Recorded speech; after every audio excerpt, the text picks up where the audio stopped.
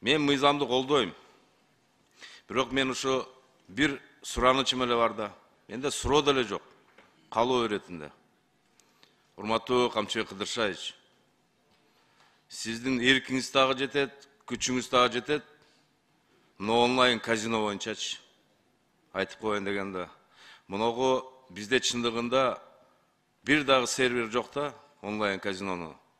Булар барды Казакстандан, интернет аркылуу Россиядан, бүтүн о букмекерский контораларчы. Ушулардын бардын блокировать этиш керек. Онлайн казино ачам десе, Кыргызстанда регистрация болуп, серверлерин ушул жерде коюп ачсын. Ошондо гана кыргыз жараны ойнай албайт деп мен ошого ишенем да. Сизден сураныч, ушуну бир көзөмөлгө алып берсеңиз, азыр мына мүмкүнчүлүгүңүз да бар. Көптөгөн оборудованияларды алып келип атасыңар. Мен ойлойм ушу тыюу салууга сиздин чындыгында эркиңиз жетет депчи. Калганын чын айтайын, эми казиного кирип чыкканычы физически. Ал оңой токтотсо болот да. Но ушу мен бир эле суранычым ушу, онлайн казиночу катуураак көзөмөлгө алып коелу. Рахмат. Урматтуу депутаттар, саламатсыздарбы? Бул маселе боюнча бизде азыр атайын программа иштелип чыгып атат.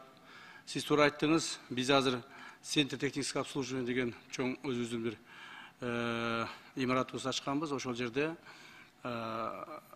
бүгүнкү жаңы технологияларга баалык, ошолорго ылайыктуу техникаларды алып келип, программирование алып келип иштеп атабыз.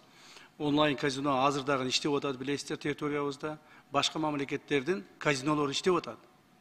Ошол жерге биздин балдарыбыз барып, балдарыбыз, жарандарыбыз барып ойноп атышат. Мына алардын серверлери Казакстанда, Россияда, башка бүт эле мамлекеттерде. Мына азыр эгерде биз ушул мыйзам кабыл алына турган болсо, бардык чет өлкөлөрдүн турган серверлер биздин мамлекетте онлайн казинолордун баарын жапканга мүмкүнчүлүгү түзүлөт. Биздин мамлекеттен өзүнөн лицензия алып, ушул жерде гана түзүлгөн баягы онлайн казинолор иштейт. Ага дагы жана Акылбек Сөмекчи айткандай, биздин жарандарыбыз биздин паспорттор менен регистрация боло албайт, жана алып кирип ойной албайт.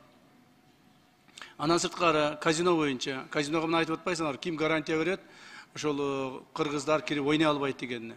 Буга мыйзам гарантия берет. Адам гарантия бере албайт. Сиздер кабыл алган мыйзам гарантия берет. Ошол мыйзамды аткара турган мына биз Кудай буйрса аткарганга аракет кылабыз. Көпчүлүк депутаттар айтып атышат, туура айтып атасыздар, ыйманды айтып атасыздар, динди кошуп айтып атасыздар. Биз деле баарыбыз мына намаз окуган жигиттербиз, баарыбыз деле. Бирок ошо ыйман деген жигиттердин деле мен билемин, маалыматым бар, кандай иштерди аткарып жүргөнүңөрдү. Так.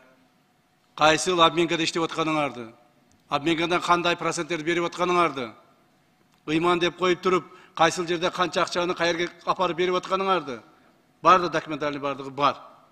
Ошондуктан, урматтуу угандар, саясат кылбастан мамлекеттеги элибизди, журтубузду багып алганга аракет кылышыбыз керек.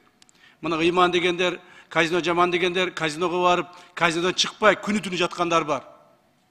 Күнү-түнү жаткандар болгон. Мына баарыбыз билебиз ал депутаттарды. Ушул туруп алып айтып атат мына сүйдөп. Ошол жерде банкрот болуп, чыга албай казинода калып кеткен адамдарды алып чыккан адамдар бу жерде отурасыңар. Ошондуктан, урматтуу депутаттар, ушул нерсени саясатташтырардын алдында жакшынакай бир ойлоп алышыңар керек. Туура араңарда мындай чынчыл депутаттарыңыздар да көпсүздөр. Көпсүздөр. Ошондуктан, урматтуу Бактыбек Үсенович, сиз айткандай, онлайн казинону башка мамлекеттерде серверлер турганын биз блокировать эткенге мүмкүнчүлүгүбүз түзүлүп атат азыр. Муну мамлекет ушу шартты түзүп берип атат. Кудай кааласа, Кудай буйрса, анан могу жерде тигил Жанар Кубанычевич айттыңыз, жанагы биздин мурда паспорту алып, Россияда айрыкча Россияда бир где-то бир эң азы дегенде 500-600дөн статистика боюнча, көп дегенде 800-900гө чейин адамдар паспорт алып алды деген маалыматтар бар. Эми ал так маалымат аз айтыш кыйын. Ошолор боюнча дагы азыр жаңы программирование даярдап атышат балдар. Так. Алардын ошо ининен да алышып, булар бизде төрөлүшкөн, бул жерде өсүшкөн, бул жерден паспорт алышкан адамдар. Барып паспорттарды алмаштыргандар гана. Бирок Россияда барып төрөлүп калса, Кыргыздын балдары Россия төрөлүп атпайбы? Аларга биз маселе кыла албайбыз.